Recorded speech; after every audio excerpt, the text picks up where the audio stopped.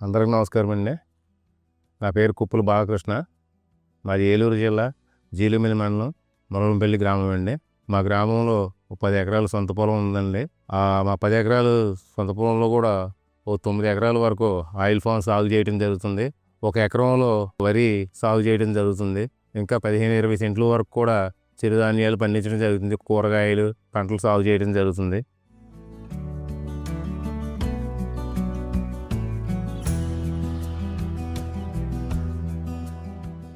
మాకున్నటువంటి ఈ 9 ఎకరాల ఆయిల్ ఫామ్లో కూడా మేము గత 18-19 సంవత్సరాల వరకు కూడా కెమికల్గా వ్యవసాయం చేయడం జరిగింది.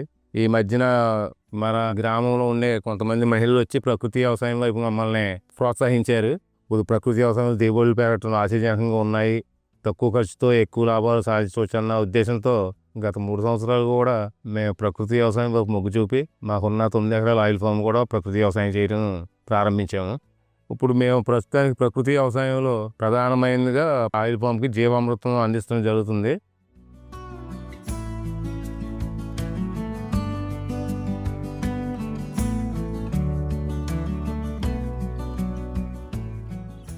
ఈ 9 ఎకరాల పామాయిల్లో సుమారు నేను 3000 లీటర్ల జీవామృతం తయారు చేస్తానండి. తయారు చేసి 15 రోజులకు ఒకసారి క్రమం తప్పకుండా ఈ 3 సంవత్సరాలు బట్టి కూడా 15 రోజులకు ఒకసారి మొక్కకు 10 లీటర్ల కాడికి పోసి మంచి దిగుబడులు కూడా సాధిస్తున్నాను.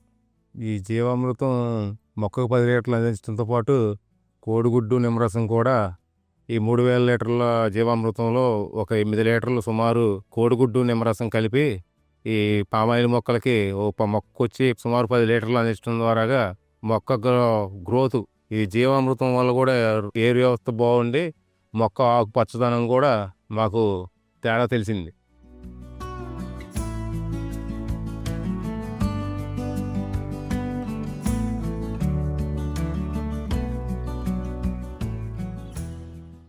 ఈ పామాయిల్లో వచ్చే ప్రధానమైన సమస్యలు ముక్కు పురుగు, కొమ్ము పురుగు.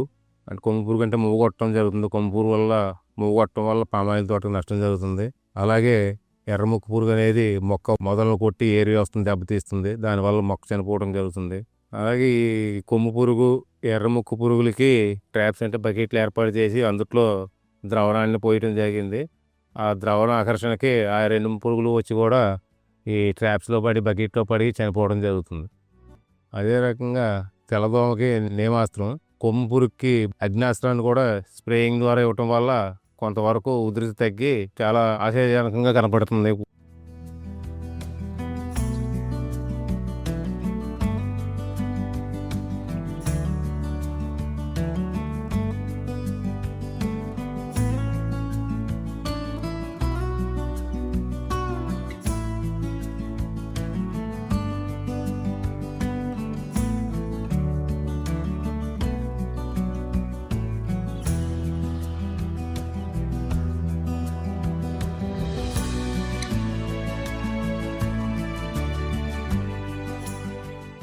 పామాయిల్లో కమ్మని ఎక్కువగా బయటికి చేలు అడ్డుగా ఉండటం వల్ల కొంత బయటకు తోలటం వల్ల ఖర్చులు పెరిగిపోయి, అలా కాకుండా ఇప్పుడు మొక్కల కింద నరికి చుట్టూ ఖాళీగా ఉన్న ప్రదేశం మొత్తం పరచడం వల్ల కలుపు తక్కువగా ఉంటుంది. అదేవిధంగా ఆయిల్ కమ్మలు పరచడం వల్ల కూడా నేల కోతకు గురవకుండా మాకు బాగా ఉపయోగపడుతుంది.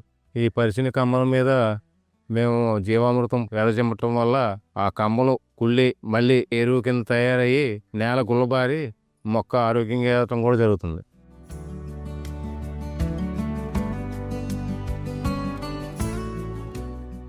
గతంతో పోలిస్తే ఖర్చులు అనేది మాకు బాగా తగ్గింది.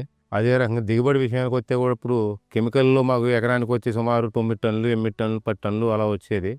దానికి ఇప్పుడు మేము ప్రకృతి వ్యవసాయంలో మారాక ఈ జీవామృతం ఇవ్వడం మొదలుపెట్టాక నేల సారవంతంగా తయారవుతుంతో పాటు దిగుబడి అనేది కూడా ఏమి తేడా ఏమి రాలేదు.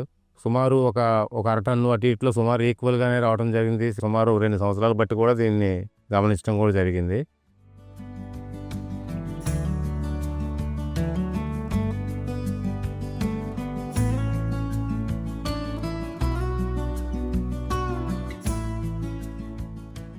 అలాగే నేను సాగు చేసే ఒక ఎకరం భూమిలో కూడా వరి ధాన్యం, అలాగే మా ఆయిల్ పామ్‌లో సీతాఫలం అనంగా, అరటనంగా, మునగ మా ఇంటి అవసరాల నిమిత్తం తక్కువ ఖర్చుతో మనకి ఎంతో ఉపయోగపడుతుంది. ఈ పద్ధతి మాకు ఎంతో ఉపయోగకరంగా కూడా అనిపించింది.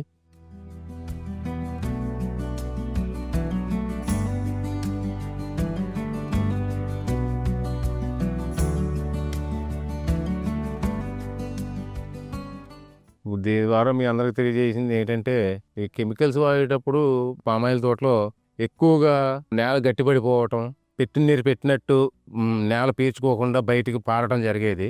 ఈ గత 3 సంవత్సరాలు బట్టి మేము ఈ సేంద్రియ వ్యవసాయంలో గమనించింది ఏంటంటే, ఈ జీవామృతం పోయటం వల్ల నేల గుల్లబారటం, దాని ద్వారాగా భూమిలో ఈ జీవామృతం ద్వారా అందే సూక్ష్మ పోషకాల ద్వారాగా ఈ వానపాములు కూడా వృద్ధి చెంది నేల మనం పెట్టిన నీళ్ళని స్వచ్ఛందంగా దానికి కావాల్సిన మోతాదులో తీసుకొని మొక్క ఆరోగ్యంగా పెరగడానికి సేంద్రియ వ్యవసాయం అనేది బాగా తోడ్పడుతుంది.